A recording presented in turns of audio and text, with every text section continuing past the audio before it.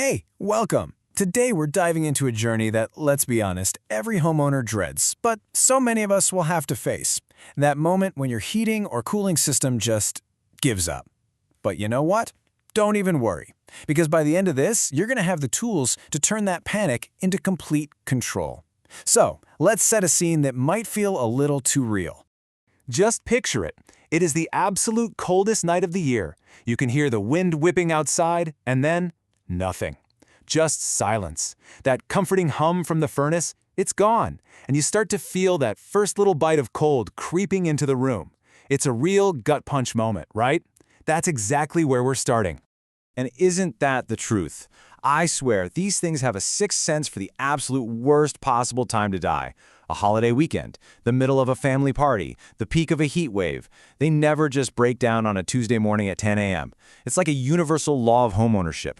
And sometimes, before you get that awful silence, you get sounds. Really unsettling sounds. Like a sudden jarring banging. Or maybe it's something a little more sneaky. You know, that persistent hissing sound you can't quite place, coming from a vent or maybe the unit itself.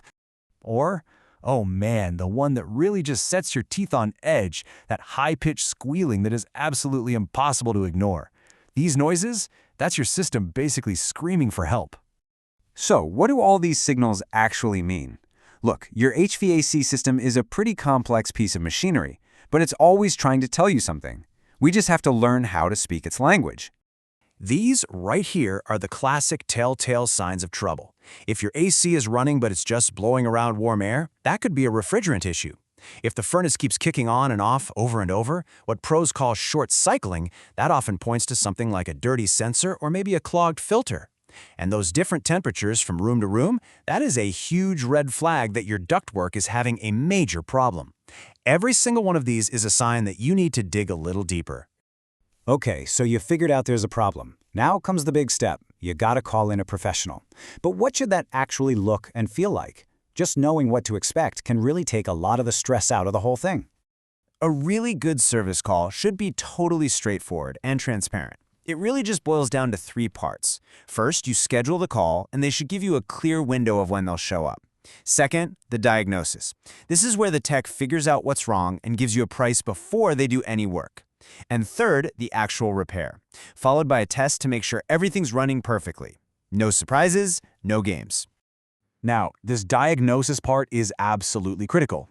A great technician isn't just there to swap out parts. They're more like a detective. Their job is to find the root cause of the problem, not just slap a Band-Aid on the symptom. And what's so interesting here is it shows one of the most common things they find, especially in homes that are a bit older: leaking ducts. I mean, a duct that's come loose or isn't sealed right is just dumping all that nice conditioned air straight into your attic or crawl space. You're literally paying it to heat the spiders. Getting those ducts sealed up is one of the single best things you can do to get your comfort and your energy bills back on track. Hey, have you ever wondered why your air conditioner doesn't just fire right back up the second you nudge the thermostat down? This is why. It's called the 3-minute rule, and it's a little safety feature built right into your thermostat. It gives the pressure inside the system a chance to even out. Why? To protect the compressor, which is basically the heart of your AC, from blowing itself out. It's a tiny little delay that saves you from a massive, massive repair bill. So, the technician has found the problem, and it's a big one. This brings us to that ultimate crossroads every homeowner has to face. I like to call it the $5,000 question. This is it. This is the moment. Do you sink more cash into a system that's getting on in years, or do you bite the bullet and invest in a whole new one? It's a really stressful decision, right? We're talking thousands of dollars here. But what if I told you there was a simple little formula to help you figure it out? This is where that $5,000 question gets a real answer. It's a great rule of thumb. Check it out. You take the estimated cost of the repair, and you multiply it by the age of your unit in years. If that number comes out to more than $5,000, replacement is very likely the smarter financial move in the long run. And this shows you exactly how it works in the real world. So, let's say you've got an 8-year-old system, and it needs a $300 fix.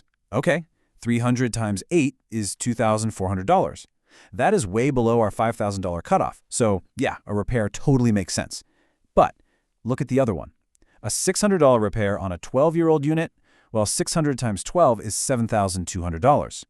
That number is screaming that it's probably time to start looking at a new system. This little formula can save you from throwing good money after bad. So once you've made it through the emergency, your focus has got to shift. How do we stop this from ever happening again? The answer is all about playing the long game, being proactive instead of reactive. All right, here is a super simple, easy tip you can do literally right after you finish watching this. Go outside and take a look at your air conditioning unit. Is it all crowded with bushes or fences, or is stuff piled up against it? Your unit needs to breathe. Keeping a good 2 feet or 24 inches of clear space all the way around it makes sure it gets the airflow it needs to run efficiently and stops that compressor from burning itself out. But what's a professional tune-up really all about? Well, it's a full checkup for your system. They'll clean all the important parts, like the coils. They'll check the refrigerant levels to make sure it's running at peak efficiency. They'll test all the electrical stuff for safety, lubricate the moving parts to prevent wear and tear, and this one is so important, they'll inspect the heat exchanger for any cracks that could leak deadly carbon monoxide into your home. And look, if you're hung up on the cost, you have to think about it this way. Regular maintenance is not an expense, it is an investment. The money you save from a more efficient system and from catching tiny problems before they turn into huge, expensive disasters, it almost always adds up to more than the cost of the tune-up itself. So we'll leave you with this to think about. For thousands of hours, year in and year out, your HVAC system is the quiet, unsung hero of your home. It's always working in the background to keep you comfortable. The real question is, are you listening to what it's trying to tell you?